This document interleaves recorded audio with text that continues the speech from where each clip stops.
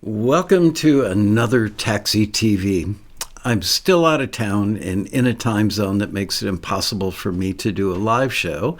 And I want to repeat this show with my dear friend Biagio Messina that I did a year ago for when I was out of town, because there's so much incredibly good information in it that I thought that new members should see it. And so here we go.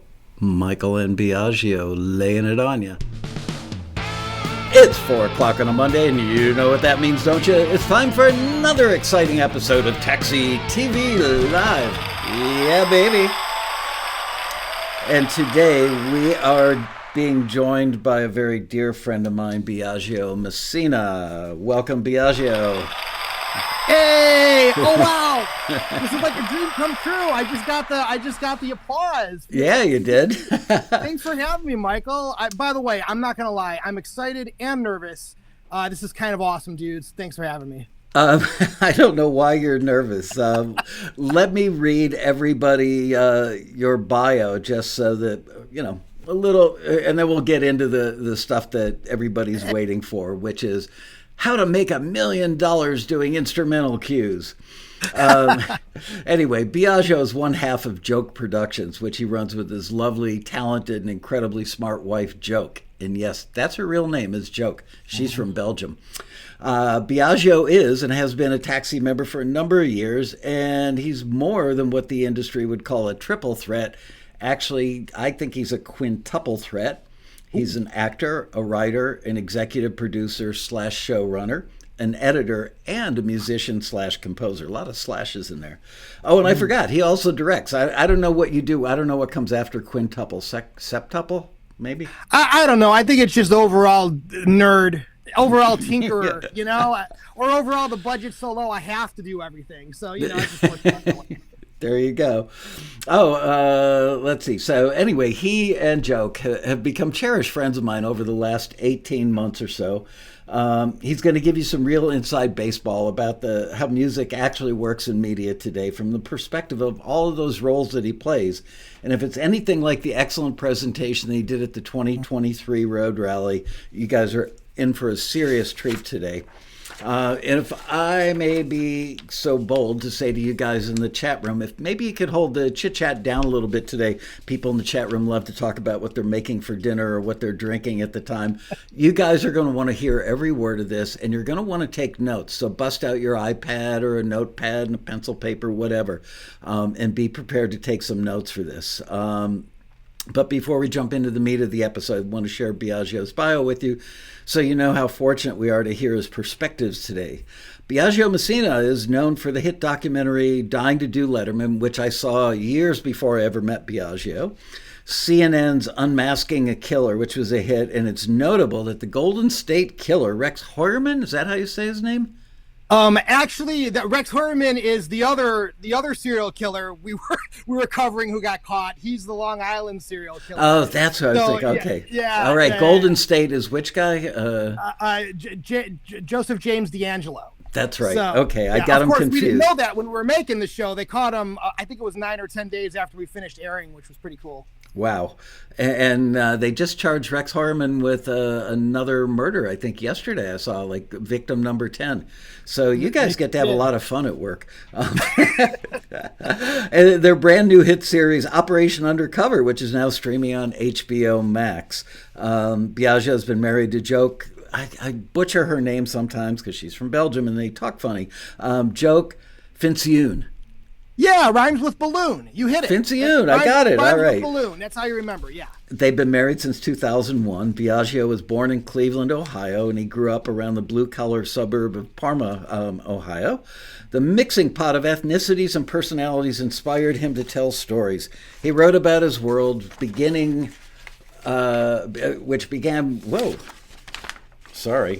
wrote about his world and began winning creative writing contests in grade school. Teachers encouraged him to pursue writing, directing, acting, and music. Boy, did you have good teachers. My teachers are like, shut up, sit down, or we're going to whack you with that ruler again. At Parma Senior High School, Biagio penned the play Me and Grandma. He directed and acted in the autobiographical production put up at the high school. The play went on to win the Marilyn Bianchi Young Playwrights Festival. It was later produced at Cleveland's Obama Theater. After high school, Biagio studied theater and film while at Cleveland's Cuyahoga Community College, and while there he earned a living acting in television commercials and directing videos for the Department of Public Safety, as well as composing soundtracks for the productions. And I think you delivered a pizza or two somewhere in there. Oh, yeah. He also wrote plays for DARE, the Drug Abuse Resistance Education program. Biagio was then accepted to the School of Theater, Film, and TV at UCLA, which is really hard to get into. And on his third day of school, he met his future wife and business partner, Joke. Together, they made a feature film version of Biagio's play, Me and Grandma. They produced and directed the movie between their junior and senior years of college. Biagio also acted in the film. Me and Grandma screened at festivals. It also helped Biagio earn an audition for the Nickelodeon sitcom Kenan and Kel. He was cast as Mark Cram, Kenan's geeky next-door neighbor. And it says typecasting. The typecasting in parentheses. He joined for seasons 3 and 4 of the hit teen sitcom. Other acting jobs included Nickelodeon's All That and NBC's medical drama ER. He considers the highlight of his acting career meeting the Coen brothers during a callback audition. Joel and Ethan inspired Biagio with their kind, welcoming demeanor and creative vision. It's something that Biagio works to emulate in his own productions. Joke and Biagio undertook more projects, and Biagio moved behind the camera full time. Together with his then fiancée, Joke, the duo formed what would become Joke Productions. A crew of 2, they filmed everything from local commercials to video game trailers. Backstage Magazine West named their company as one of the best to film and edit actors' demo reels. Wish I had known you when my daughter Hannah was pursuing a career in acting. Video Maker magazine called them digital video gurus. Joke and Biagio also produced independent documentaries. During that time, Biagio edited hundreds of hours of independent film and video projects. He became proficient with Avid, Adobe Premiere, and Apple Final Cut Pro. He created 2D and 3D graphics and visual effects for paying clients. Those are the best kind. I love paying clients, as well as writing original music for many productions. He convinced Joke, I was going to rewrite that to say he begged Joke to marry him in 2001. Begged is more accurate. I'd go with begged. Yeah, I mean, listen, I outkicked my coverage, man. She is awesome. She is awesome. Just an amazing woman on so many levels. It was by far one of the 3 greatest days of his life. The other 2 were the birth of his daughter and the birth of his son. Having kids has also expanded Biagio's awareness of the entertainment landscape. He used to binge watch TV shows like The Wire. These days it's more like marathon sessions of Caillou, Super Y, and Frozen. After several hundred hours of entertainment, Biagio Messina is still a hands-on producer. He films, runs interviews, not this one, baby, it's all me, polishes edits, creates graphics, visual effects, and composes original music and theme songs for the company's TV series. Along with his wife, Joke, he creates the visual style for their TV and film productions. His goal is to elevate great stories with amazing visuals. He enjoys pushing the limits of motion picture technology, but most of all, he loves running a company with his extraordinary wife, Joke. And I'll second that. I added a little note here to say Joke is an extraordinary woman, and I would have invited her to join us today.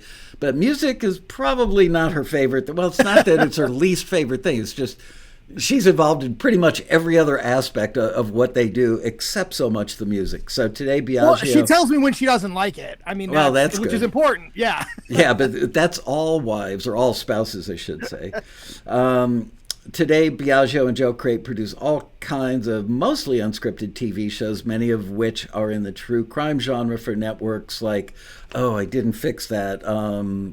Investigation Discovery? Is that that. I still had it down as something else. You said, you should probably change it. Investigation Discovery and other networks. And I've got to say, when we go out for dinners, they share some incredible stories of the behind-the-scenes stuff that you can't put on television. And just like...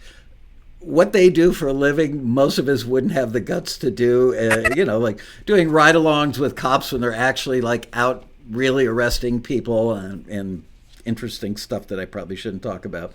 Anyway, so now that I've introduced you to my multi-talented friend, I have a request to make of you who are watching us. Please don't Google him and try to send your music. I know that many of you will. Kind of happened after the Road Rally, but when Biagio is not using his own music in his shows, the networks that he works for ask him or demand of him to use pre-approved libraries that they've already cut deals with and signed off on. So he can't just say, oh, I love your music, Taxi member. Sure, I'll be happy to use it. So right. And to be clear, or vet it, I mean, there's a whole lot of legal hurdles. And so it's really like an individual musician, it's hard to pitch me because you got to have insurance and lawyers and just all kinds of stuff. So getting a network to say, okay, on a library is an important thing I got to handle on my end. And it sucks for individual musicians, but we're going to give tips that are going to help individual musicians today. So it's all going to be worth it. Right. And there are Taxi members who are in the libraries that Biagio uses on his shows. And I'll have him tell you a story in a minute about that. It's something I just found out yesterday. Anyway, share the story of how we met. It's a cute story. It's a very cute story. So lay it on us. Well, it is. And first of all, wow, thank you for that marathon introduction. I'm so sorry. I feel like somehow you managed to pull every bio I ever wrote in my life together and shine it up. So thank you. And I hope people are still watching because I'm not nearly as cool as Michael made me sound, but thank you. So, okay, how we became friends. It's kind of a cool twisting story, and I'll try to keep it short. But it actually started as what I was hoping would be a life lesson for my kids. So sometimes to their enjoyment, sometimes to their chagrin, I make it a habit to play tutorials and how-to podcasts when I'm with my kids. Not all the time, but a lot. Because I want them to see that, yeah, even though dad owns a company, like, I don't know everything. You got to keep learning. I'm a lifelong learner. I want them to be learners. My hair's turning white. I still got a lot to learn. That's just the way it is. So I'm very open with them about saying, like, you got to keep learning stuff. Dad does, you do. One of those things that we had happened to be listening to for a while was Taxi TV. So they know you. They'd seen you around the house. They heard you, in the car from time to time. All right. So one morning, we're getting ready for school, and I got the iPhone up, and it's a YouTube channel, and you are on another YouTube channel, another YouTuber. And my kids come running over, and they're like, Daddy, that's Michael. That's not Taxi TV. Keep in mind, we don't know each other at this point, but my kids know you.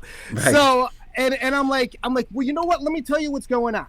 And I said, actually, this YouTuber had some questions about Taxi, and they run a separate community, and it's it's a good community, a good thing, but they asked some hard questions.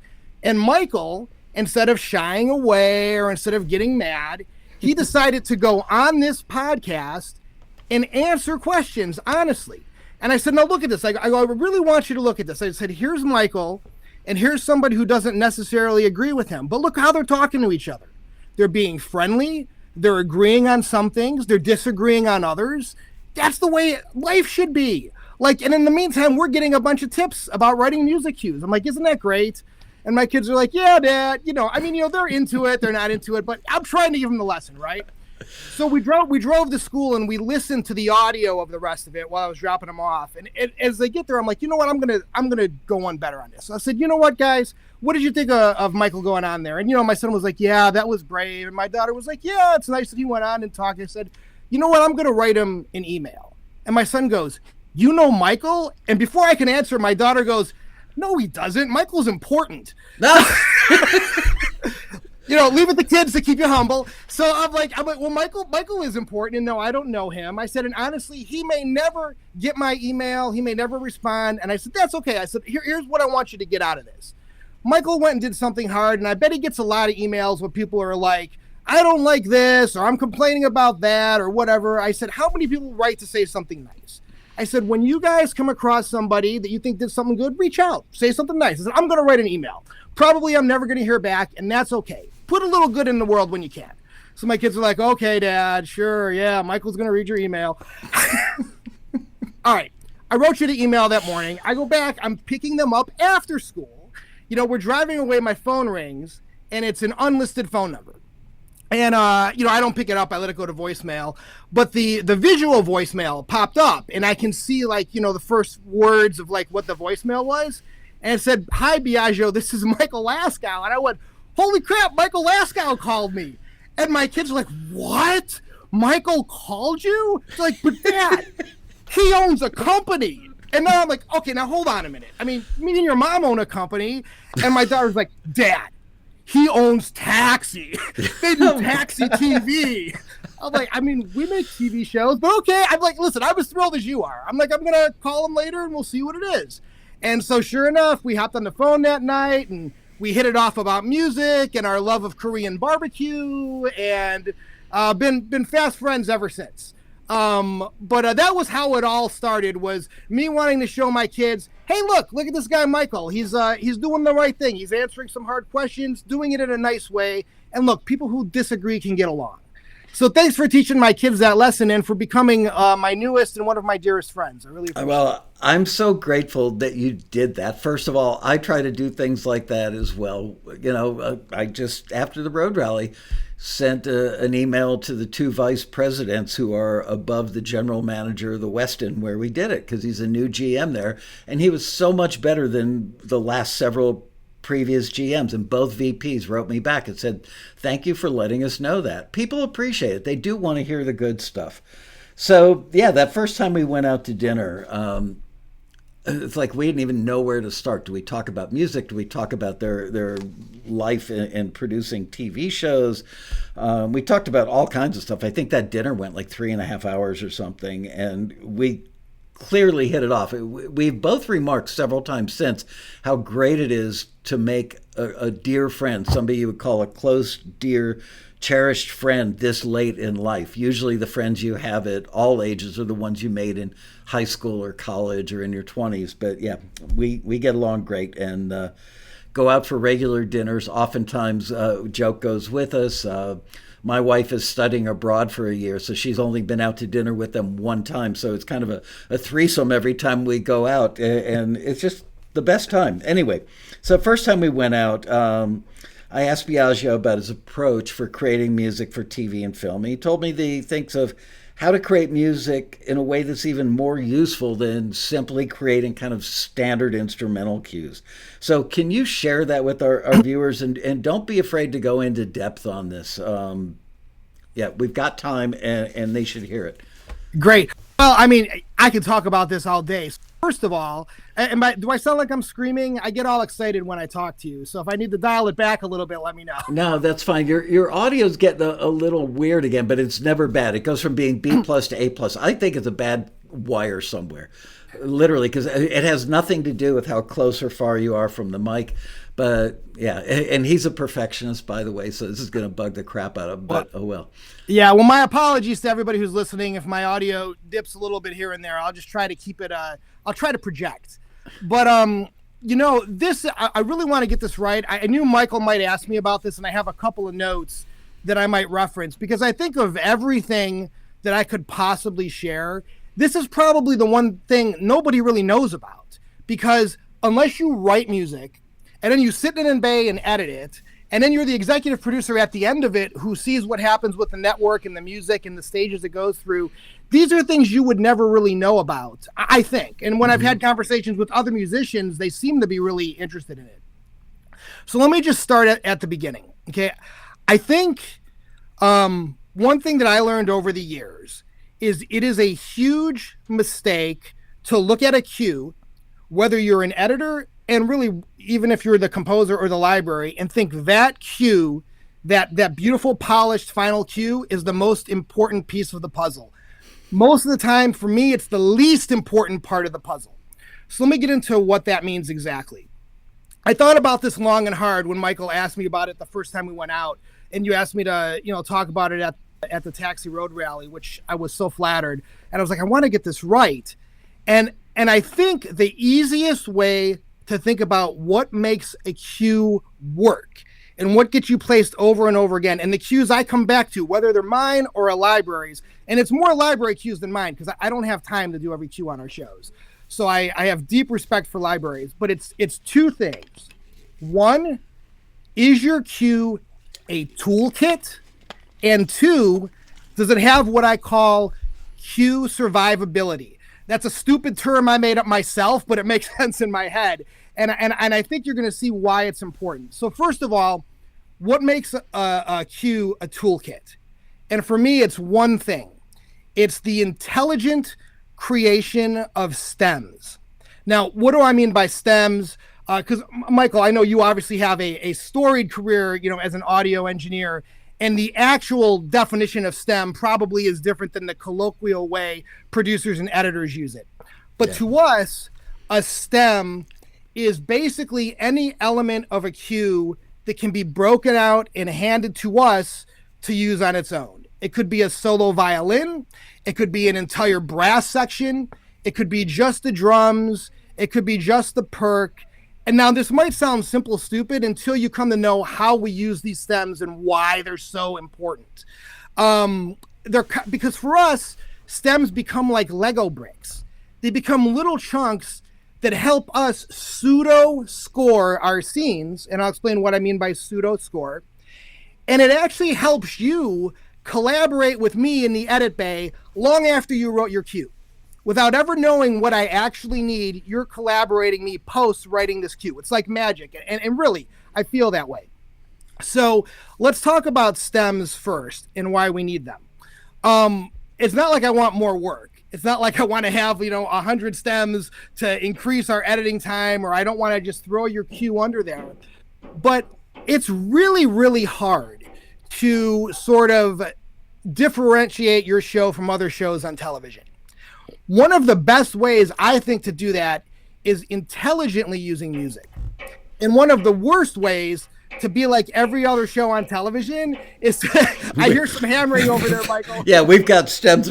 They're pouring a concrete slab outside of my office. They said they'd be done at 1 o'clock. I think done pouring at 1 o'clock. Now they're taking down the forms with sledgehammers. I'm so sorry, Biagio, and I'm sorry to the audience. Let's just keep it rolling. And... No, 100%. I felt like I had to acknowledge it. Yeah, thank you. But what happens is, and again, I want to call out music libraries and music library owners. You have the hardest job in the world. I love you to death. You save our shows when they're in trouble by making sure we have great music. You don't get thanked nearly enough. You deal with all the crap that's in this business and just trying to get your music into our edit bays. So please know you're so appreciated, and the work you do to deliver us great music, I can't thank you enough. It is. I think it's the hardest job in showbiz, being a music library owner. It's a tough market out there. Thank you for what you do. Okay.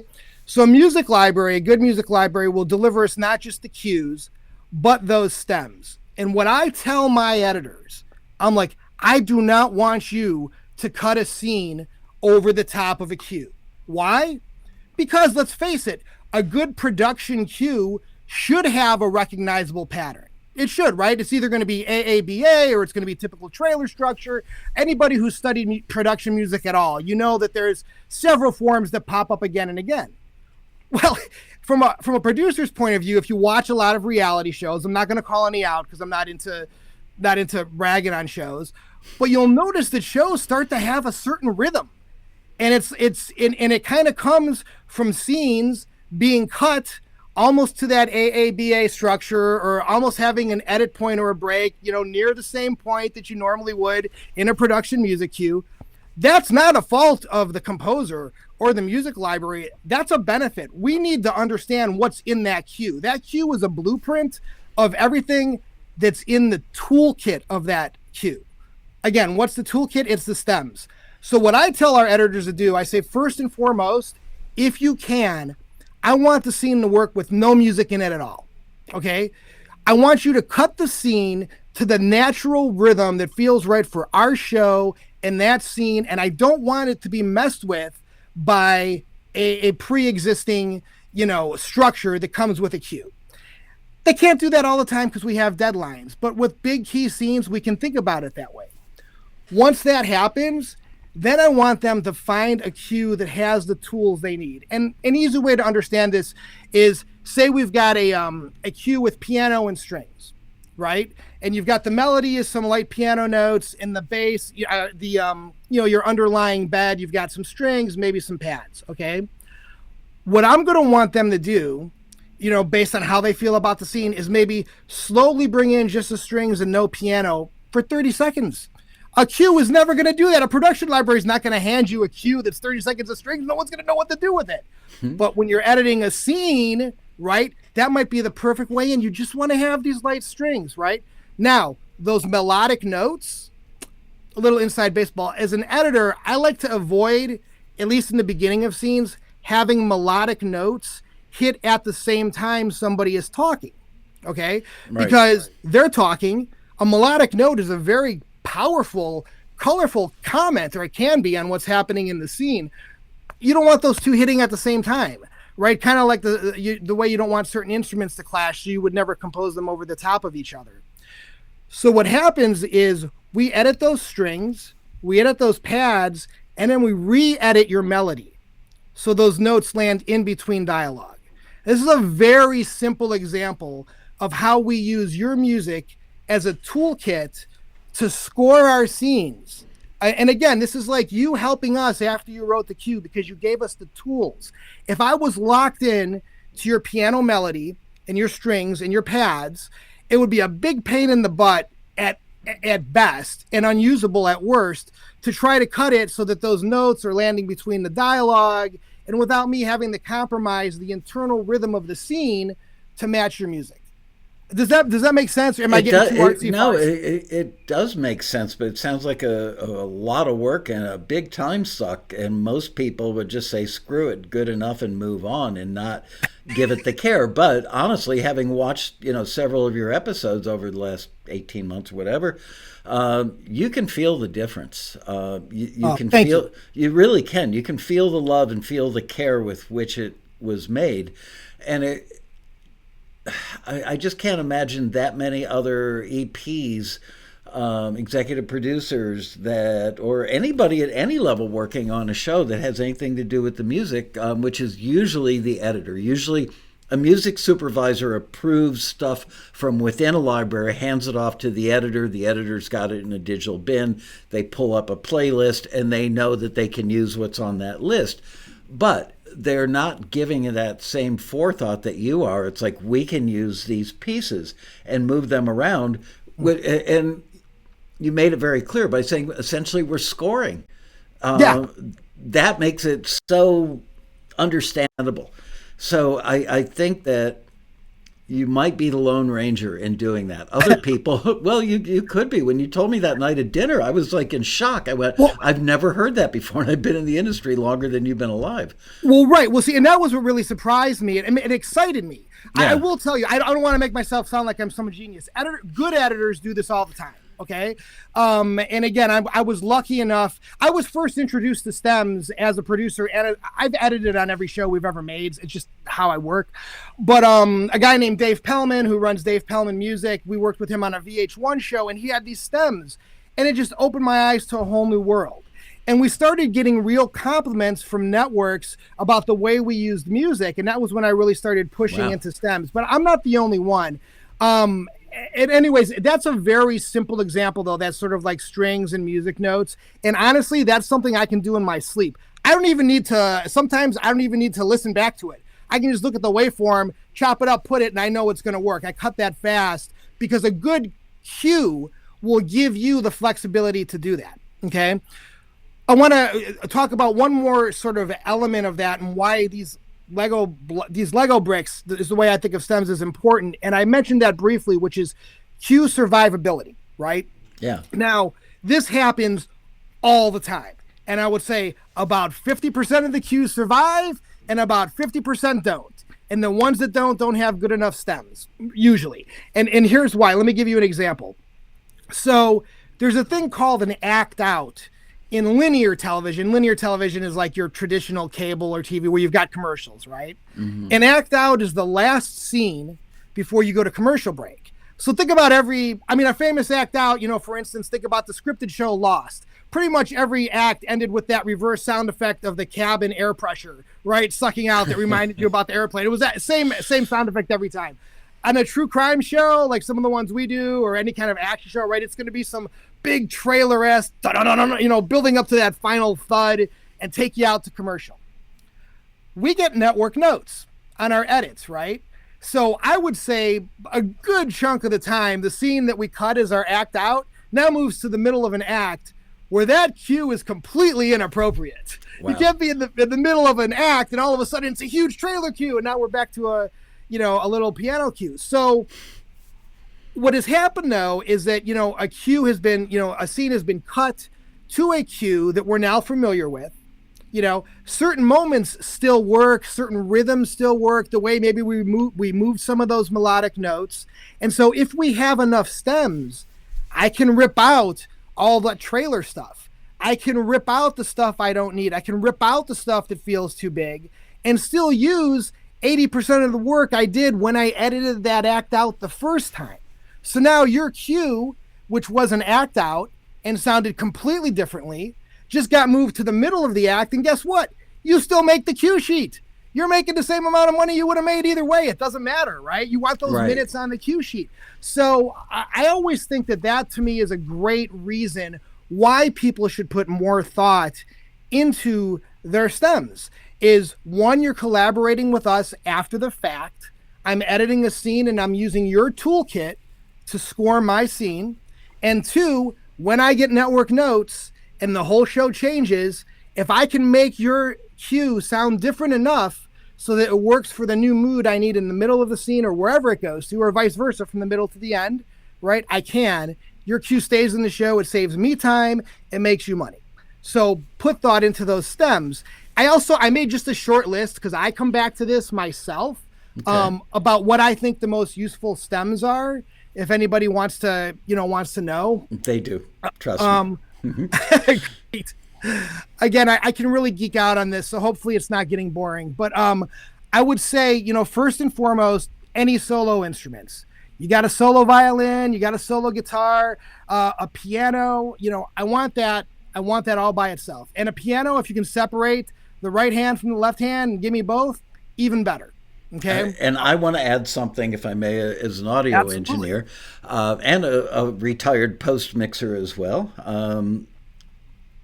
Don't just take the 12 seconds of a string line and make that the whole thing. You need to start at the downbeat and let it run all the way through. Leave it where it was on the musical timeline and keep the levels where they were in your mix. Otherwise, when Biagio goes to use it, now he has to move it and adjust the level of it. So if you just leave it where it was in the mix, even if it's barely moving your meters and it sounds low to you, it's contextually still correct. So there you go. Yes, 100%. And that's one of the main things. Please make sure all your stems are the exact same length. Because what it looks like in my edit bay, when I get in there and I'm really started doing this, is I have like 12. Think about your DAW, right? Think about your tracks in your DAW. That's how my edit bay looks like on the audio half. And I've got all your stems one on top of the other. And I can take away this part and I can cut that part and I can come back to this part. So I sync them all up and I'm chopping and editing between them as I need to. So the minute I get a stem that's like, a different length than the rest of the cue, I'm like, I can't do it. I'm not even going to start with this cue. That doesn't happen a lot with the big libraries we work with, but I have certainly seen it.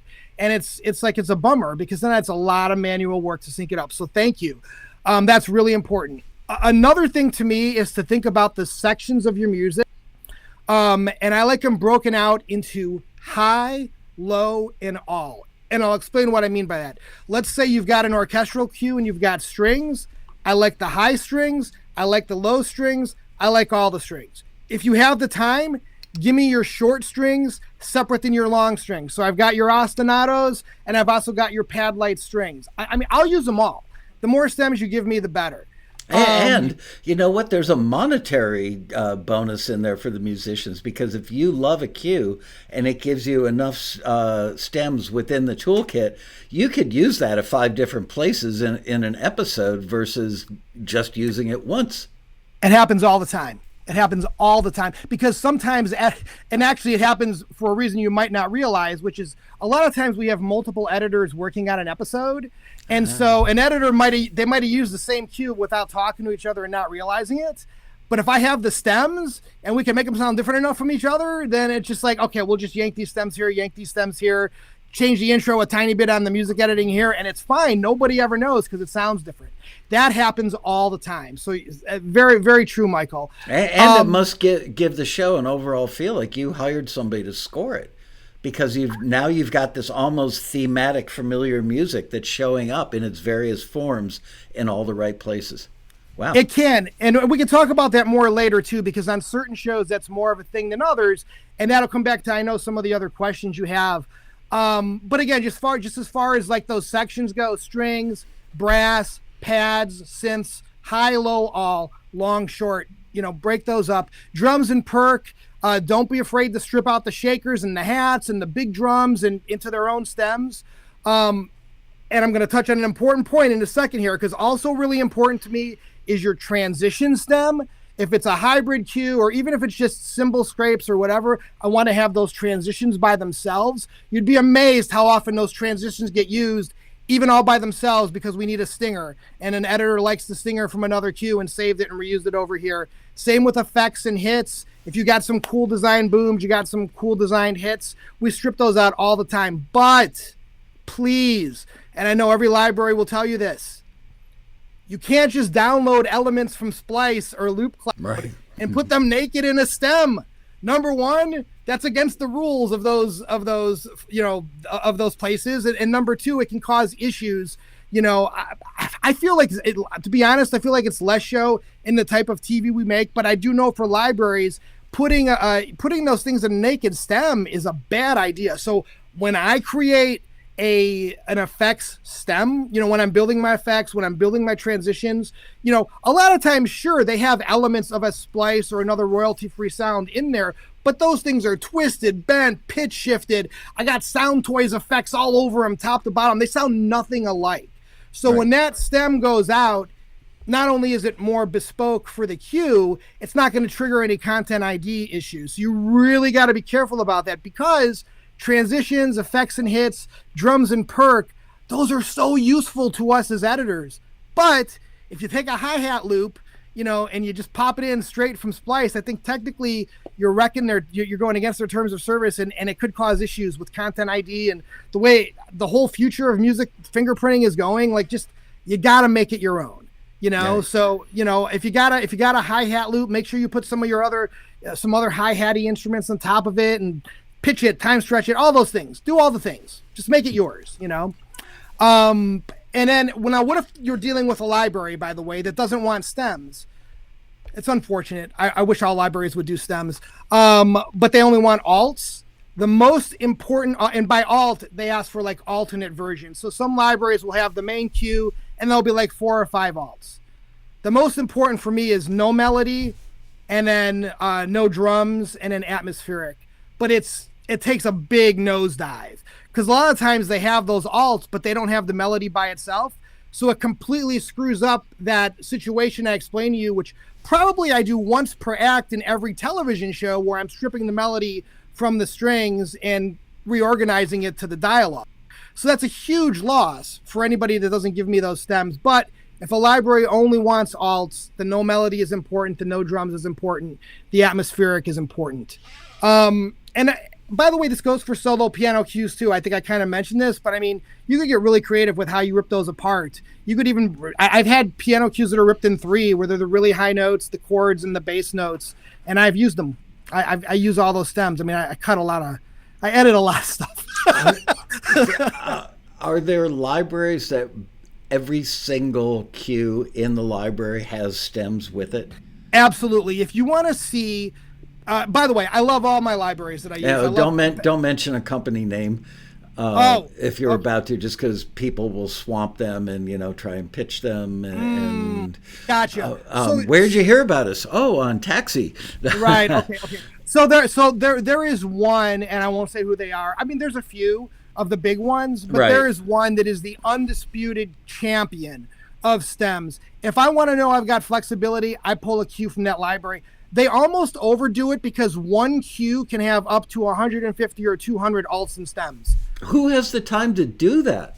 Well, I think that they have really committed composers, because even when I do my own cues, I tend to output anywhere between 25 and 30 stems. That's a lot. Wow. It is. It is, but I know that I'm going to use them, and I know my editors will use them. So for me, it's worth it. But yeah, I mean, they're also doing, that includes like cut downs, which are like 30 seconds, 15 seconds, 10 seconds, and all the versions of that. I almost never use a cut down because if I want 30 seconds, I want my 30 seconds, not your 30 seconds. Right. And I'm going to build that out of stems. So for me, for advertising and people who do that, those cut downs are important. Not for me. But yeah, there are, if people want to poke around and go visit some of the big libraries, you can compare. I mean, they're you can see what kind of stems they have. And a lot of times, a lot of libraries use a thing called source audio, which is a back end. And you can see next to it how many stems are altered. It'd be like +5 or +26. If I'm at that library and I got a +5 versus a +26, I'm going with the +26 because I know from the get-go it's going to give me more flexibility. That's a key piece of information right there, because there's nothing more composers, musicians, people making music for media. The bottom line question for all of them all the time is, what can I do to get more placements? And a big answer is create more stems. By the way, not only get the placements, but keep them. I come back to this freaking queue survivability. I know it sounds dumb, but I'm telling you, we lose half the queues every show. And the ones that stick are the ones that have great stems. Wow. It just happens. So many queues go into cut one that never make it to the end. They're out. And if I can keep a queue and just rip out some stems, it's a lot easier for me.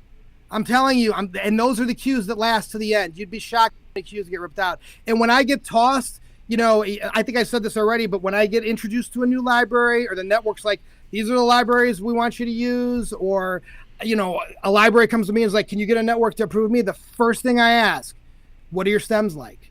I got to know, because I can't, it kills me to commit to a queue and then have to change it later. It's a waste of time. I imagine there's some musicians sitting at home right now thinking, well, if he's in the edit bay working on a show and I don't have any stems or enough stems, he could simply email me and I'll create a bunch for us. Yeah, we have like 2-3 days sometimes to turn around and cut. No, there's no time. Yeah. There's no time. Your cut's getting, your cue's getting pulled, and we're popping in something else. There's no time. Even doing the pseudo scoring I talk about. I mean, you're right. It takes longer. I'm not the only one who does it, but it is good editors and producers who give a crap about their shows will take the time to do that. And in my case, I'm lucky because I'm an editor. So at the end, sometimes it's just me and my wife joke. Everyone else is gone, and I'm doing final polishes on the shows long after the budget is gone, because that's why we started the company. We want to make our shows, and I can work for free as long as I want. It's my company. So when the money's gone, I'm sitting there at the end. And these are the things that I've learned in those last moments before you finally send it off to the network, especially about music. So I hope that makes sense to people, and I hope they put it to use, because it does make a difference. I've seen it over and over again for the last 20 years. That's life-changing advice. I'm telling you, when you told me that at our first dinner, and like I said, I used to do audio post at a very high level on big commercials every day of the year, but back then libraries were still on 1/4-inch stereo tape. And then around 1985, 86, they started moving over to CD, but stems didn't exist back then. And there was a guy named Jim Long, who's kind of the Clive Davis of production music libraries, who's actually the first industry person I met when I moved to LA. Greatest mentor ever, sadly since passed away a few years ago, but he started a library, I want to say it was called Liquid Tracks, where they actually had stems on CD libraries. And I looked at that and I went, wow, how much time did it take you to bust all those out and organize it and get it on CDs? And he said, you'll see, this is the future. And he was the kind of guy that was right about everything. Very prescient guy. By the way, just before we move on, I do want to say it's actually not that hard to bust out your stems. And I will tell you, Michael is right. Like, don't change the levels, but like, you've already mixed your cue. You've got your strings separated from your drums, from your bass. Just solo them and export them. Even if they run through the mastering chain, I don't care. We'll adjust them in our bay. Like, it doesn't have to be perfection. And sometimes, and this happens all the time in cues, right? Like, you've edited a particular instrument and maybe it cuts out weird because that works good for the mix. In the context of the mix, it sounds great. The stem sounds weird. I don't care. That's fine. Give me the weird sounding stem. If I need to add a reverb tail, that's easy. I'll do that.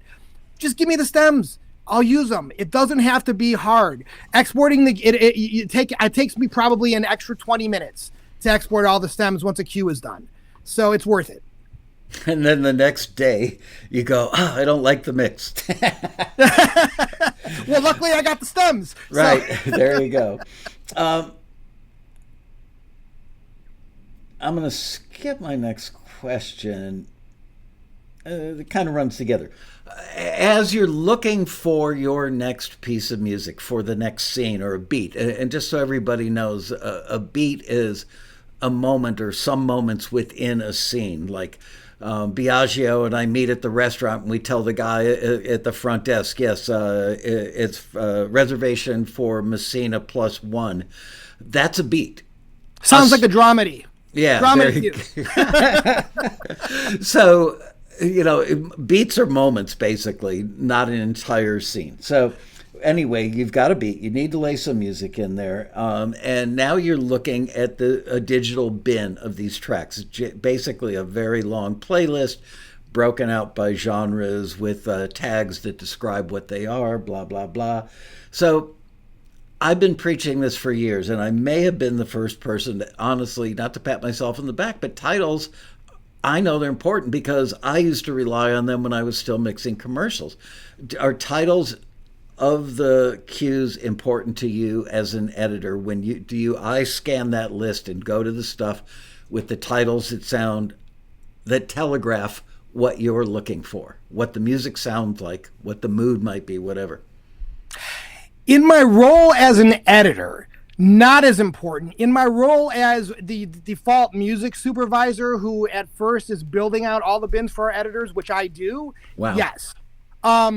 So this is the thing, right? You have a large hurdle to go through to not only get your music signed by a library that's big enough to be working with television shows like the ones we make or bigger shows, but to also end up in the edit bay. Okay, by the time you've made it into our edit bay, you've got our attention either with the title or how good your cue is or how well it works for this show. And that happens a lot of different ways, right? Sometimes the libraries are pulling playlists for us. If a library pulls a playlist for me, I don't even look at the titles. It's a great, but guess what? I had a conversation with a library like literally last week that I'll tell you more about that later, but titles were extremely important to them. Extremely.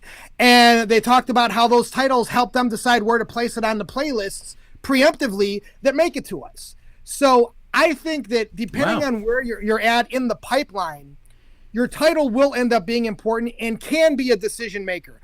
I'll tell you a funny story. I have this ridiculous cue that gets used all the time by my editors, and it's called Fart of Death. And it's just a hit and a sort of like a trombone-y, drone-y thing. But when it's late at night and then they're going for one of those cues and they see Fart of Death, I guess they thought it was funny, and that thing got used like crazy, right? So, at different times, your title works in your favor, and I think you want to give yourself every opportunity to be the cue that gets picked. Now, as an editor, here's where we're at. Because of, maybe your title at some point, and because the library thought your cue was good, and the library thought your cue could work for a certain playlist, or because someone like me who is a geek and owns the company and wants to go find my own music, went to the library and built my own playlist, you've now made it to this bin, okay? That bin can live in our edit bay, which is our, like Adobe Premiere is sort of like our version of your DAW. Right? That's our editing software. We use Premiere. I've also used Avid and Final Cut and now Resolve. It just depends on the show. You've made it there. Now, I don't even audition the music inside the edit bay because it takes too long. And I have seen other editors do the same thing, and it's going to sound terrifying. And I'll tell you what you can do to help yourself. We happen to be on Macs. I go to the Finder. I open up the Finder level folder. I hit the space bar to spotlight it, and it's this. Click, click, click, click, click, click. Okay, what am I listening for, and why did I pass those other 5-6 cues? All right. Do you really have to get my attention in 1 second? Yeah. Sorry. Wow, you don't listen to the entirety of my cue? How can you judge it without Yeah. I mean, you're cutting for so many hours a day. If we listen to every cue top to bottom, it would be a huge mess. So step one, what am I listening for?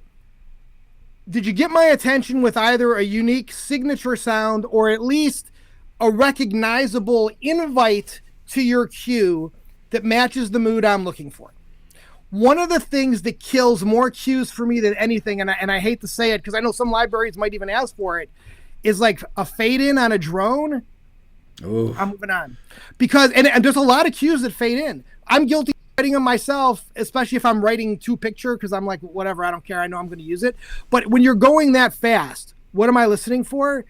Here's what gets my attention. If you have a signature sound that you've built somewhere in your cue that's unique, please find a way to feature it in the first 10, 15 seconds. And if you can, make it the first thing I hear. Because it's a signature sound. It's automatically different. It automatically makes your cue non-generic. So when you say signature sound, are you talking about an instrument sound, a type of instrument? Or are you talking about like, hang on, I think I might, well, like that, bump, but a bump. Yeah. So that to me would be more what I would think of as a music. Okay, I'm making this up as I go, but I'm trying to give a phrase to it. That would be like a musical invite. Yeah. Right? It's not a fade up. It's right. Something that tells me right off the bat what the beat is. A signature sound for me, and I'll give you an example. On our show Operation Undercover, we did a lot of cues like this, which is how do I use an interesting sound we captured in the field and build a cue around it. I do this all the time on our shows because this is how I make sure if I take the time to do a cue, it really doesn't sound like anything else. Is like I have a cue called Fear the Cuffs. And there was a scene where there was like 5 different handcuff clicks. And I just built the whole, basically the whole perk section out of that. Some of the booms were the boots hitting the ground, jumping out of the Bearcat when they would land. I had another cue called Who Let the Dogs Shout, which I think is a fairly clever title. The editor seemed to like that one. And it was a dog that the sound man had captured, a stray dog, when the cops were rolling out. What are all these thumbs up? Is that me? No, it's not me either. I'm literally not touching it. Wait, if I stick my thumbs up, does it do that? Whoa! I have never seen this in all. What is happening? I have no idea where this is coming from. I'm going to keep my hands to myself before my head explodes. That was crazy. Let's see if it happens with me. No, it's just you. That is so weird. I'm crossing my arms out of fear. So he had captured a dog barking when the undercover agents were rolling out to a bus, and I thought this one dog bark had a really cool sound. So I took that, I played with some sound toys, plugins. I stretched it a little bit so it still had the essence of a dog bark. But I used it as just sort of like an interesting percussive accent here and there, and it gave it this sort of raw quality, And so to me, a signature sound is like, can you take, whether it's a musical instrument or a diegetic sound effect or something you just record in the next room, stretch it into something only you have. It's not hard. I try to do that once or twice on every cue I do, because at least I know at the end of the day it's mine. I like to believe, so Dave Porter. Again, a little side note, Dave Porter was the composer for, among other things, Breaking Bad. And he would do the coolest stuff. Like there was a scene where there was like this little porcelain cup in the scene that played a small role in the scene. So he got a porcelain cup and he built a perk track out of that. That famous shaker sound at the end of the Breaking Bad theme was him with a little pot of beans over a microphone, It just makes it yours. I like to think that on some level, the viewer might actually like connect on like some subconscious level. They're like, oh, it's something from somewhere in the scene and it gives me a deeper connection. And then my wife will be like, people are watching the show while they do their laundry. Nobody is ever going to pick up on that. But at best, in some creative utopia, it's what I aim for. And at worst, I got a cue no one else has, right? And some sounds no one else has. Long way of saying, if you've taken the time to do that somewhere in your cue, could your cue start with that sound? Can it be in the first 10 seconds? Because that's something you got that no one else has. And it's not the boom from, Albion 1 that everybody uses all the time, including me, because sometimes you're in a hurry. It's just something that's yours. So get the most mileage out of it. Another thing is like a melodic fragment is fine to pull me in with. A couple of piano notes that then launch into something bigger. Those drums in the beginning of your cue that you play here on Taxi TV, it's an invite that tells me what the cue is going to be. So now I'm zipping through these cues, and okay, the first second you got my attention. That's a cool sound. The mood is right for this beat. Okay, where's it go from here? Okay, do I like the first 10 seconds? Next step, I look at your waveform. And this is where most cues go out the window. Okay? Is looking at a waveform something virtually all editors do, or just editors that are musicians themselves and know what it means? No. You don't need to be a musician to do this. Good editors, listen, any editor I hire or try when they're available, they do this instinctually. All right. But you got to remember, going back to pseudo scoring a scene, I may want the music to break, right? I want the music to go away for a second and let a dramatic line land. Or I want the music to go away and then have a big hit where we cut to some sweeping shot that makes an important statement about the scene. So I go to your waveform. Are there breaks? Some people call them edit points. Some people call them stop downs. Some people call them breaks. What it is a point where you've created a section of your music that goes almost to zero or all the way to zero before the next section starts. You're talking about those, the level goes to zero, like because something people will put in an edit point, a rest, give it a full beat rest, but they'll let a reverb tail hang over or a string sustain or a piano note sustain. Yeah, which makes it really hard to cut into that because you're getting half or the tail of that thing. So it does. It's a fine line, and I will say I've heard some composers, and I agree with them, say if you're smart about it, it doesn't have to go completely to zero, because if it goes down pretty low, we're just going to add a crossfade on our end. But if it rings out completely over, that's hard. And if there's no edit points at all, and I need one, I'm moving on, because it's much harder to create an edit point than it is to get rid of an edit point. Right? Because I can chop your music and just crossfade and do a music edit, and it's going to be fine. But if I need to create a music break, then I probably need to go and grab like some other kind of transition, and I got to cut your music on a beat. Whoa, there we go again with the thumbs up. That's because you did a karate chop. I did a karate chop. There's all these things that I need to do. I need to add a reverb tail. By the way, I do that if the cue is good enough or I'm far enough along. But no, I don't want to. So your waveform and I think libraries get this. Maybe a lot of composers don't, but visually, I do not have to spend 2.5 minutes listening to your cue or even 30 seconds to know if the break I need is there. I can see it in your waveform.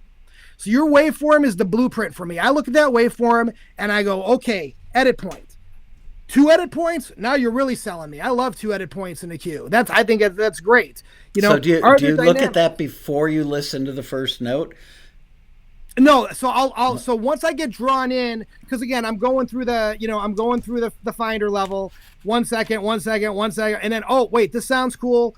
Oh, 10 seconds are cool. What's the waveform look like? Gotcha. Did the waveform pass? You're coming in my, last but not least, if I was editing for somebody else, which I assume our editors do here, my next step would be, does it have stems? I know anything in my bay has stems because I put it there. But that would be my next question. Does it have the stems I need? So did it get my attention and does it fit the mood of the scene? Are the first 10 seconds cool? Is there anything in there that sounds like a signature sound or at least doesn't sound like stock Omni? What the hell? I have no idea where this is coming from. I've been using Wirecast for 5 or 6 years. I've done hundreds of shows. I've never had this happen. I think Wirecast is just happy to have you as our guest. I'm a happy guy. What can I tell you? I think it's just cheering me on. Maybe it's like, why does this guy keep screaming? He must be really happy. And anyways, so those are the steps. Did it get my attention? Does it fit, does it fit the mood of the scene? How are the first 10 seconds? What's the waveform look like? Does it have stems? I'm pulling it in. Now I know I can do whatever I want with it. And it's that quick for every single scene. Now, again, in my shows, if you've already made it to the edit bay, I know I like your music. I know I like the cue because I picked them myself. But if you're an editor, working on something, you get handed a bin of cues, like good editors, that's more or less what they do. And that's what they're looking for. They must love working for you because you give it so much thought and preparation before they ever put their tushy in the chair in the bay. It's like you allow them to be better at their jobs because you've done your homework up front for them. I hope so. I'm sure I can also be annoying sometimes because who wants a boss who's also an editor? I apologize to them ahead of every show. I'm like, look, I know it's weird. I'm an editor. It's more than anything, more than writing music or directing or being a straight up producer. Like, editor is what I've always done, and every skill I have has flowed out. I mean, even editing thousands and thousands and thousands of music cues before I ever really sat down to write a real cue for one of our shows. Like, all that stuff helped me. So I just tell them, I'm like, look, don't take it personally if you get re-edited. It's not at all because you did a bad job. I have very specific things I need. The network knows they can tell me, hey, Biagio, can you just fix this really quick? And I will. I have those conversations all the time with network execs. So, but that's the process of picking the cue. So you got a signature sound. If you can start off with it, great. Otherwise, get it in that first 10, 15 seconds and make sure you got those edit points. And you've just massively increased your chances. Okay, even on drones. I like edit points in drones. I do. Oh, you can't say drones this week. That's right. You can't turn on your TV without hearing the word drone 1,000 times. That's right. We had a lady, a woman, at a couple of road rallies named Laurel Ostrander, and she's a high-end editor, mostly unscripted TV. She did a great presentation in like 2018, 2019, I believe. And she talked about, she's musical enough. She understands music. So she would think in terms, in her capacity as an editor, oh, this would be a good place for a dramedy cue. But, you could be a good editor and not really know much about music. So do more editors think in terms of an emotion they're looking for music to create, or add to the excitement of the action or something? Or do they think, oh, this would be a good place for a tension cue, or this would be a good place for a dramedy cue, or this would be a good place for, light acoustic dreamy music? How do editors think about what they're about to search for? That is a really good question. And honestly, Michael, this comes back to something you've talked about so many times, so passionately, on so many taxi TVs. And it's first and foremost, know your client, because that gives context to everything else. Okay. So many times you told that great story about like working in a store and, don't sell women's shoes to a guy that's looking for a blue shirt. Right.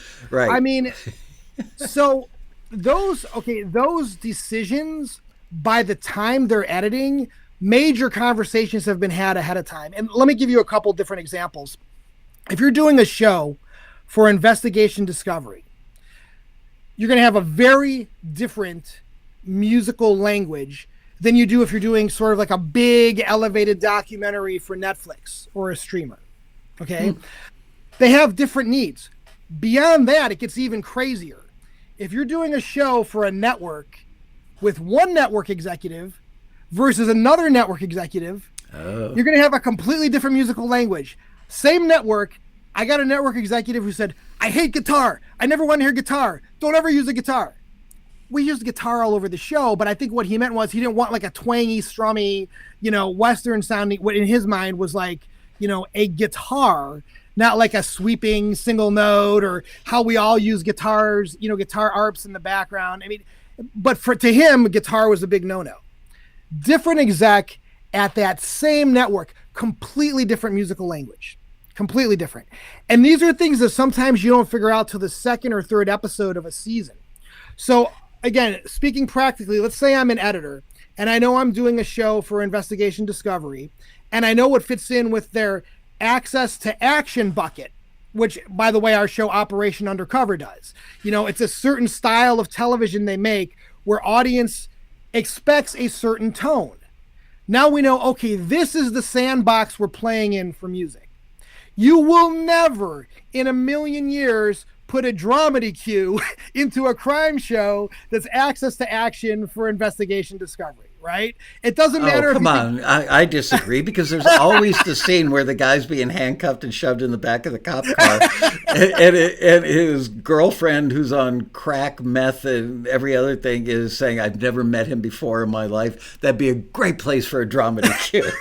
Well, but you bring up an excellent point. At some networks, it might.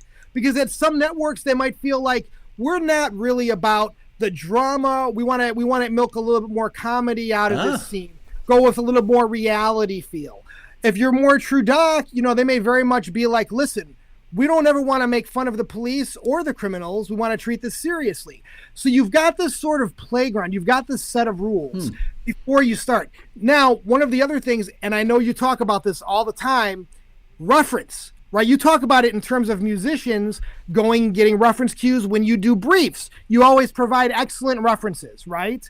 You always say, if you got 5 dramedy references, right, don't go and send over a tension cue to that brief.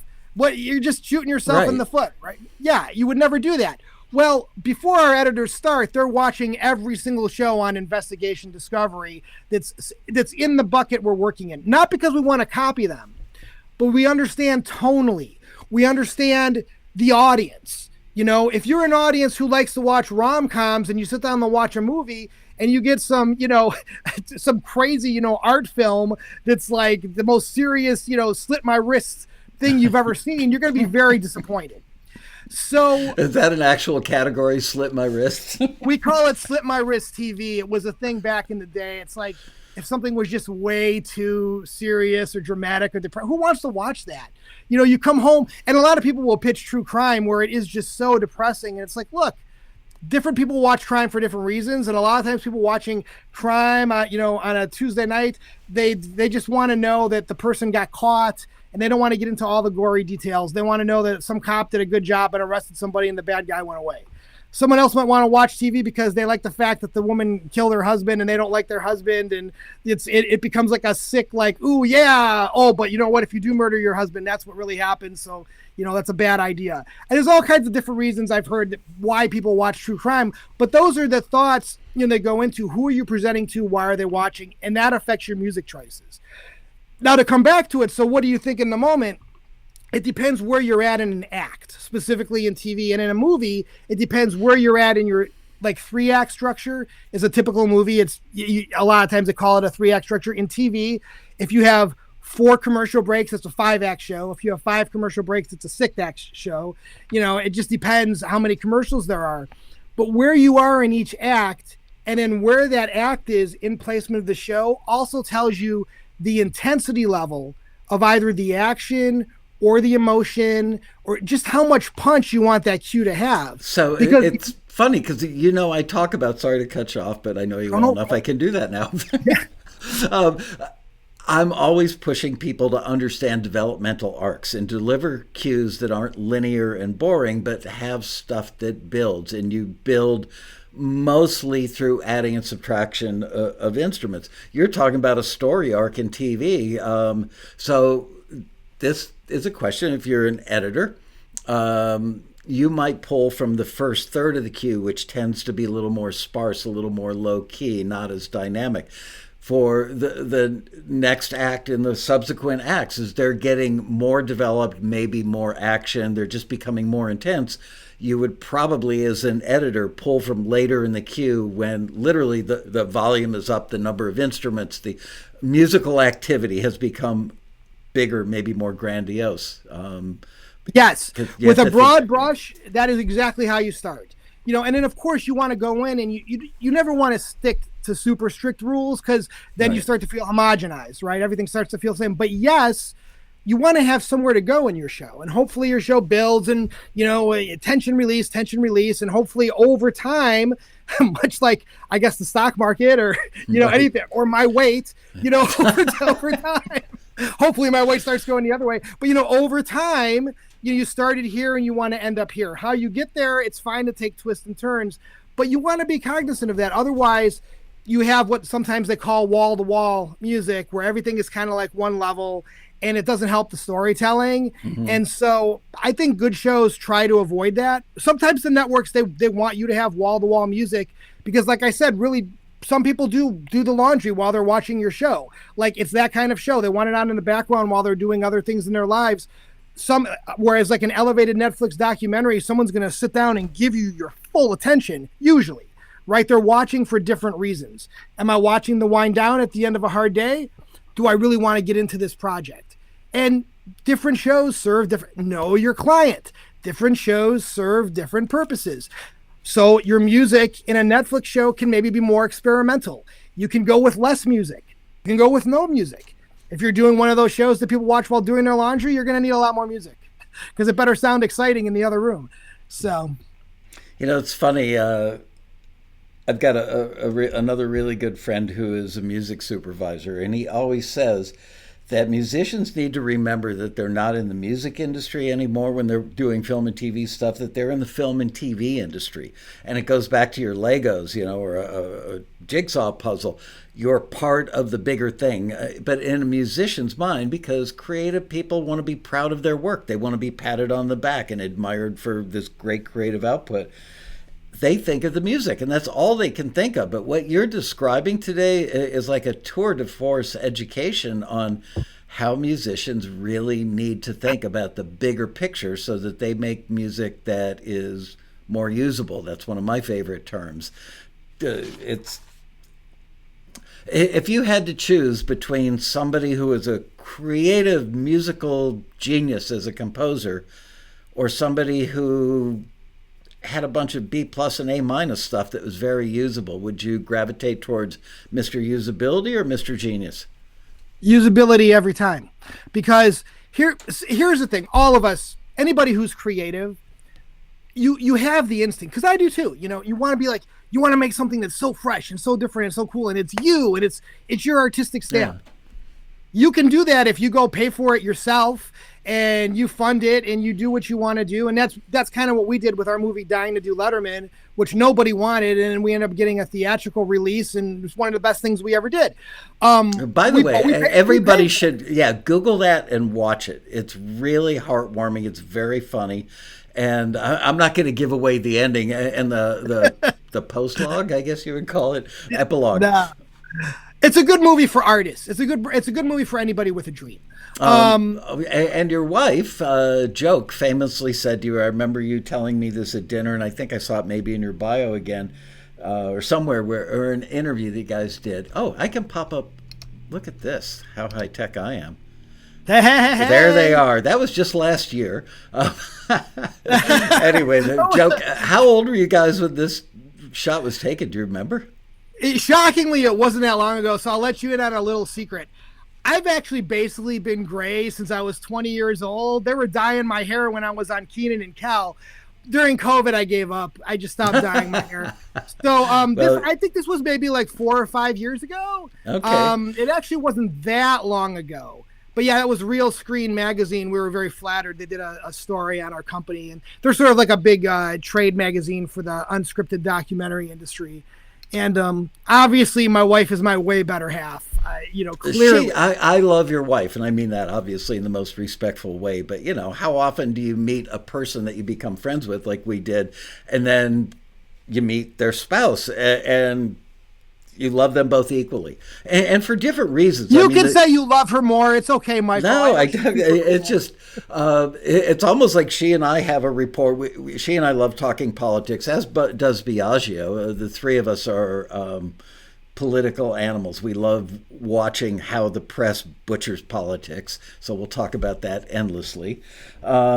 Well, also just coming from a documentary perspective, having worked with CNN, it's really interesting to, for me, it's always interesting from the story point of view, because there's always as a storyteller, you get to understand that every news story at the end of the day, these days especially, is really a story, again, serving their audience. So, it's interesting, but I do love every aspect of stories told on TV, no matter the genre. And the reason I just brought up Joke again was she told you, if I'm getting this right, please correct me if I'm wrong, in college when you guys met and you first both, talked about your love of production, she said to you, it's virtually impossible to get anything picked up today. You got to make it yourself, in so many words. You could probably clarify how she exactly said it. No, she did. She said, I'm convinced the only way to make it is to produce your own projects. And I instantly fell in love with her. That was the third day of school. And I was like, oh, it's on. Oh, we're going. I don't want to diss anybody, but let's just say, coming from Cuyahoga Community College, I expected to love UCLA. And I have so much more fondness in my heart for Cuyahoga Community College. Really? I think, when you go to a community college, the people who teach you are part-time teachers and full-time professionals. You know, the person who taught me camera work was the local news camera guy. The person teaching us theater ran the local theater. It was like they were all professionals. And at UCLA, they're professors. And it's sort of it's a different thing. But I met my wife, and then my dorm mate helped us get our first television show. So I got a wife and a career out of UCLA. So I can say nothing bad about the school. I mean, that's pretty good. But coming back to your artistic question and like usability versus art, artistry. What I like the artisan. Is that how you would say it? Artisan. I like the craftsman. Yeah, artisan. I like the craftsman approach. Right? Is if you think to yourself when you're writing a cue for this end of the business, hey, how do I collaborate with them after the fact and give them everything they need so I can help them score their scenes? Your cue is so much more useful. And that's what I need. If you write a brilliant jazz cue with a gazillion, concurrent lines on all these different instruments at once, it may be like an amazing thing to behold. Unless I'm cutting a very specific scene about some jazz genius, at a jazz bar, and I need that for background music, that thing ain't ever going in my show. So I pick usability every time, and that is not a knock.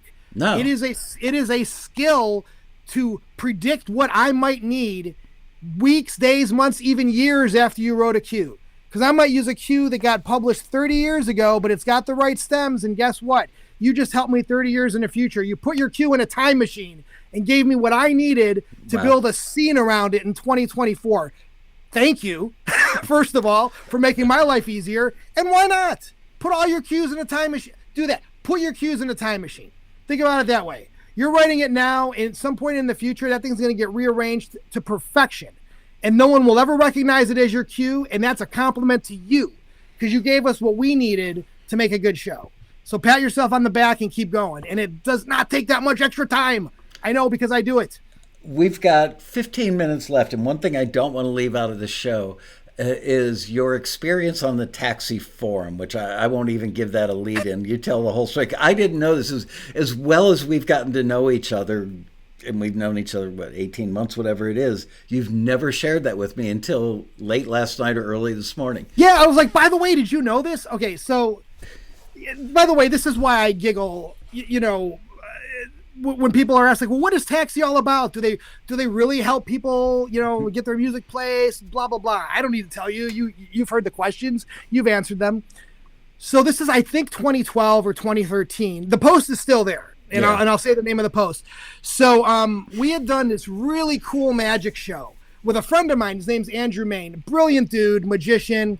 And it was a magical prank show. It was called Don't Trust Andrew Main. Right. And it was one of these where the pilot was, we were really stretching the budget because the magic was so expensive to produce. It was really good, but it was really expensive. And so I was literally cutting the show open myself, doing the graphics myself, and of course, picking all the music myself.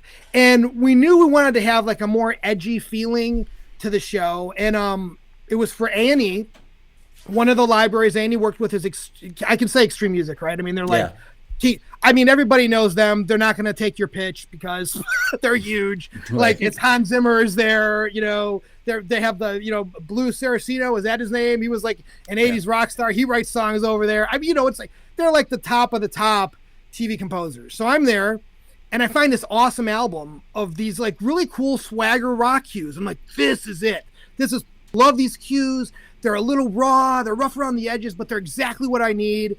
And I pulled all the cues from that, right? And I had every show started with our version of the try this at home because people would probably hurt themselves.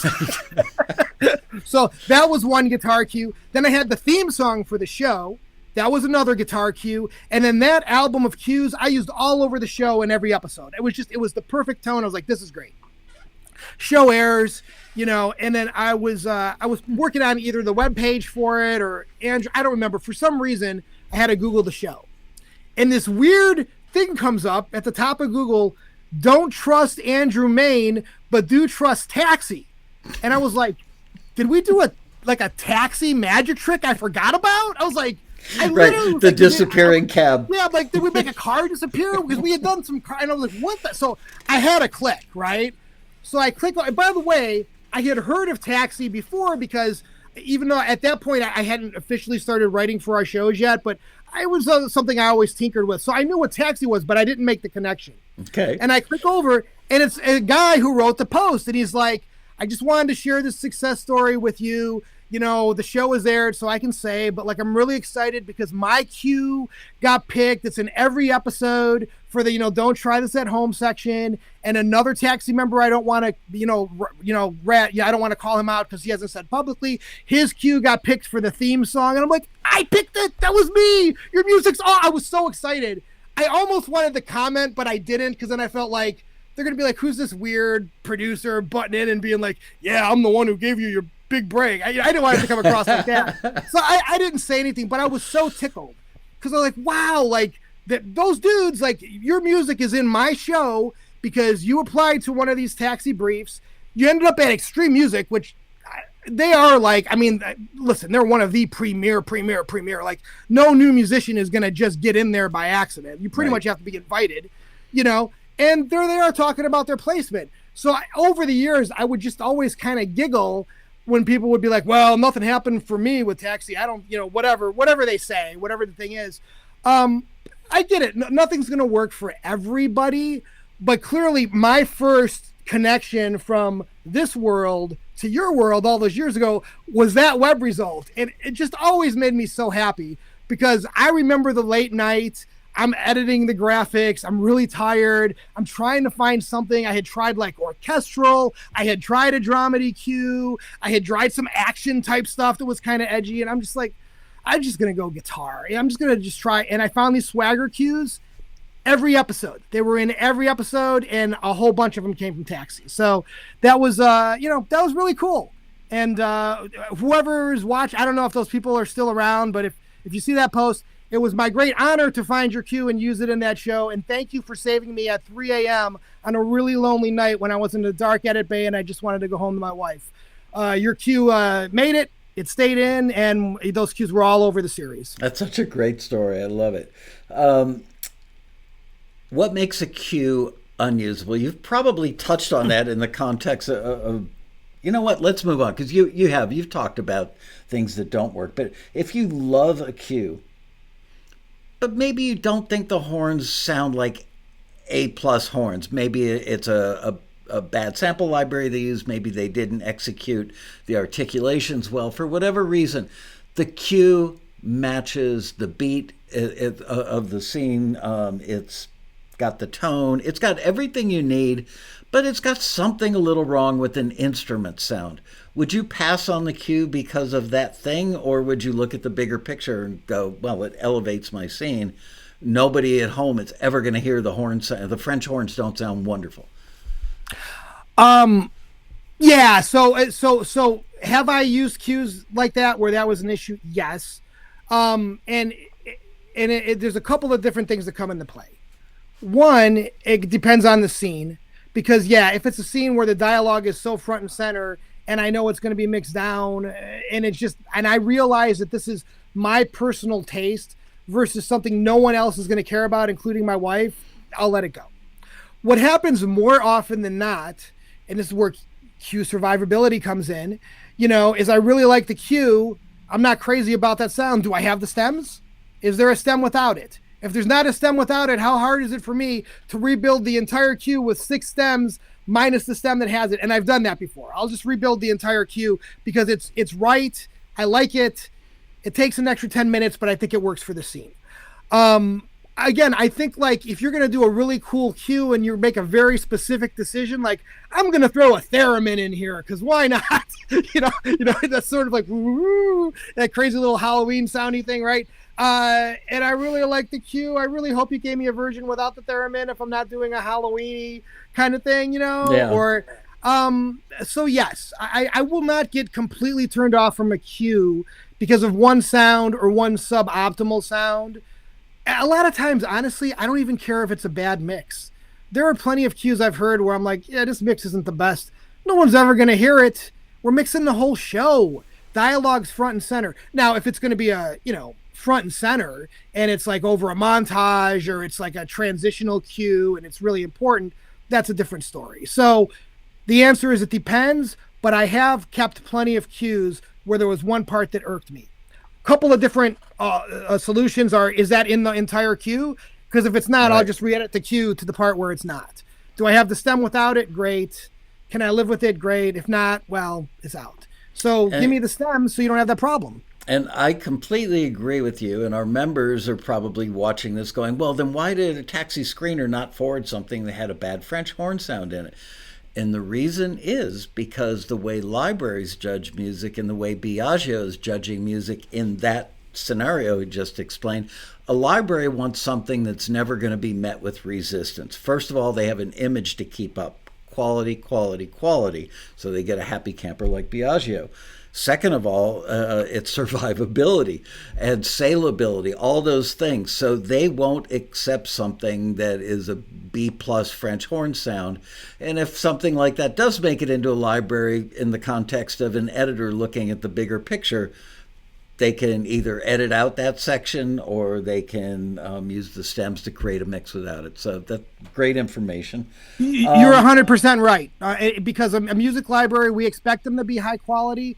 And so, yes, don't ever get mad if your cue gets rejected for having a lousy sound. Do a better job on your sounds. Just if somehow I end up with it, that's a different story because it's a different context.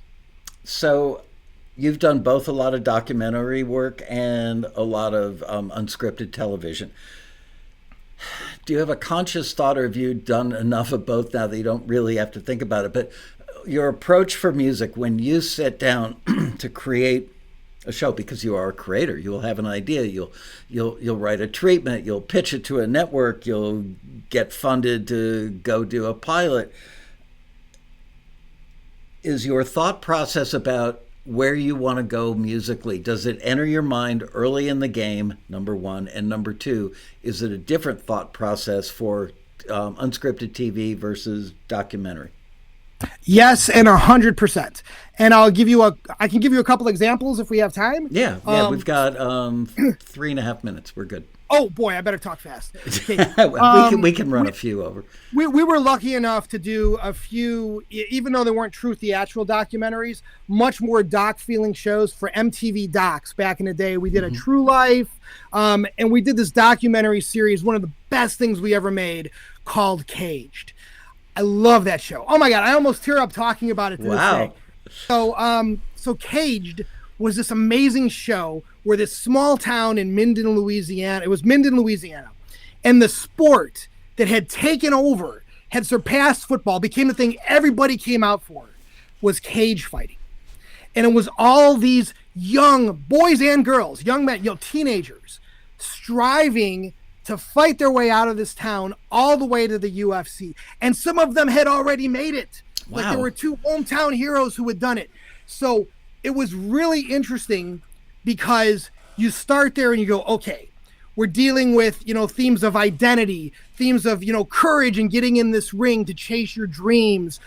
We're dealing with these deep moments of self-reflection and like, oh my God, I'm putting my body and my well-being on the line, because I believe in this dream and I'm good at it, and I train for it. It's not a haphazard fight. It's an art. It's as much an art as a, so we want to capture all of that. And one of the shows that we really liked as a launch pad to think about music in a more cinematic way, because it's MTV Docs and we could do this. We couldn't do this if we were doing a typical cable show. Well, because it's MTV Docs, we're like, let's talk in terms of scripted. And we love the show Friday Night Lights. One of my wife, wow, look at me, I'm tearing up. I am such a dork. One of my wife's and my favorite shows. I love the show as well.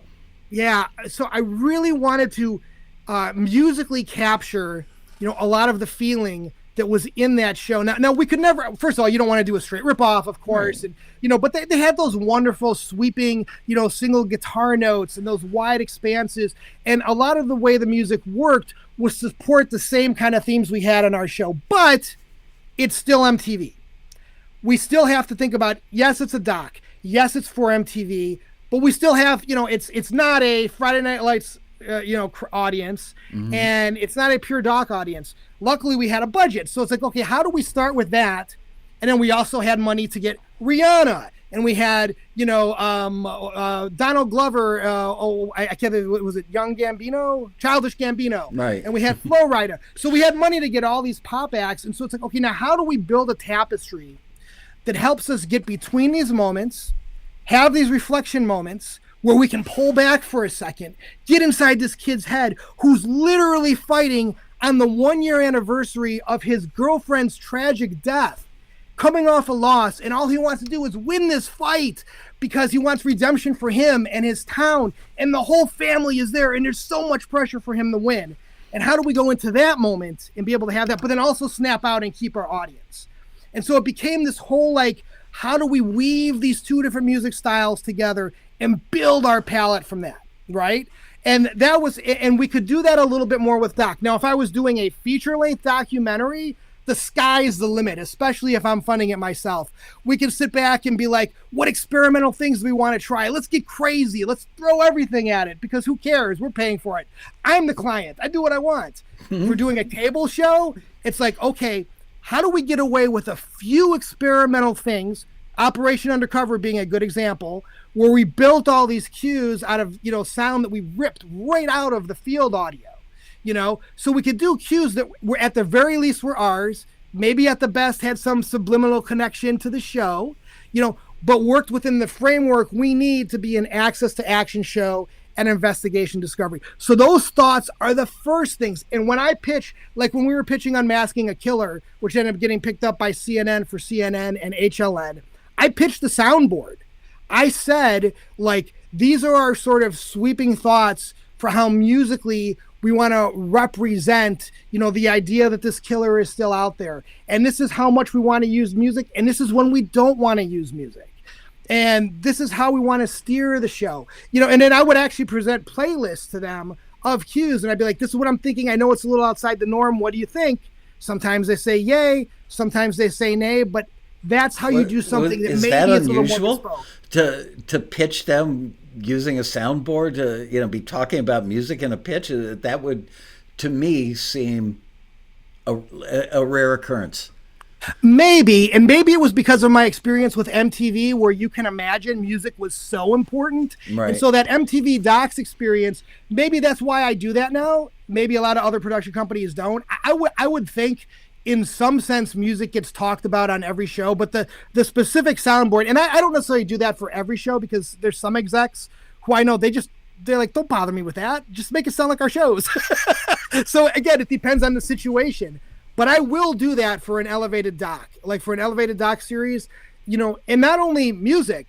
I pitch, how will sound design support story? I had an executive once ask me how the music would support the emotional velocity of the scene. I'm not even sure I knew what that meant, but I BS'd my way through it as best I could. So, you just roll with it, and somewhere, coming out in the wash, hopefully, is something that's a little bit more bespoke and just a little bit more unique than every other show they're putting on the air that month. Well, and I'm so blown away. I mean, every time we go out to dinner, they're usually like 3-hour dinners, sometimes even longer. I get in the car on the way home and I just think, wow, that was the best time.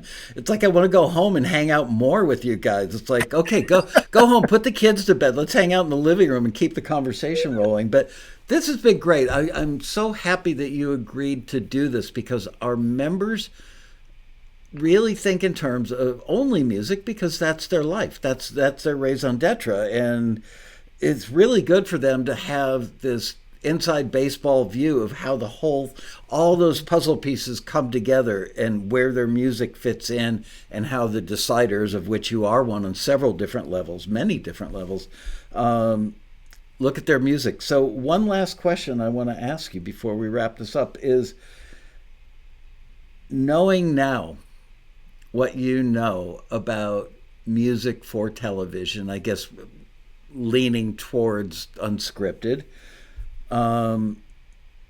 forget that part of it. What advice would you have for somebody who has made the decision, I keep hearing about this sync thing and music licensing. I'm going to jump in both feet first on January 2nd, as soon as my hangover goes away. And I'm going to go after a career in sync music. What advice would you give to somebody who's brand new at all of this? I'm going to steal this advice from a piece of advice I read in a book when I was learning how to build websites. Okay. But it's 100% applicable, and it's easy to remember. Forget cool, think useful. That's it. Forget cool, think useful. How, and I think that gets you out of that space of trying to be too artistic and into the space of how do I collaborate with you after the fact? And if you approach your cue like a toolkit, which is not hard, I promise, you've already done it. It's mixed in your DAW. You've already got it grouped. If you just take the extra few minutes to export those stems and think, how could they rearrange this if they wanted to? It's not hard. I just need the stems. Your usefulness will go through the roof. Save the really cool, fantastic artsy stuff for your albums. Save it for the stuff you go out and do personally. You want to work in this business? Just make it easy for me. All I want to do is use your music and keep it in when I get notes from the network. So be one of the 50% of the cues that has the cue survivability and last. Forget cool, think useful. And I think that was from a book called Websites That Suck. But it was an old book, but it was something like that. But I really think if you want an easy way, forget cool, think useful. And you're so much better. Incredibly good advice. A lot of times when we're hanging out at restaurants and even today during the show, I'm thinking, God, you and I could do a great book together. And then I think, who the hell has the time? It's amazing. I would say we probably average a dinner every couple of months. And we book them anywhere between 2 and 4 weeks in advance because we're both really busy. I wish we weren't, because I wish we could spend more time together. But I'm really grateful that you took the time today in the middle of a work day to pre-tape this Taxi TV so that our members can learn stuff from you.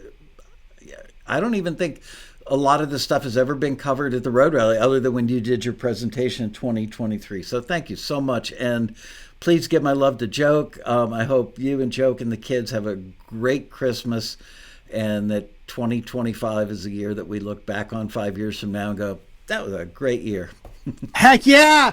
Boy, same back at you, Michael. Thank you for having me. Thank you, everybody who took the time to watch. I hope I didn't sound too loud and annoying. I was trying to project into this mic, but thank you. And it was an honor to be here after I've watched so many, and my kids have watched so many of these over the years. They're going to get to see this one, I promise. So, hi, kids. Sending you love from Taxi World headquarters. Thanks, Biagio. Talk to you soon. Bye-bye. Talk soon. Thank you.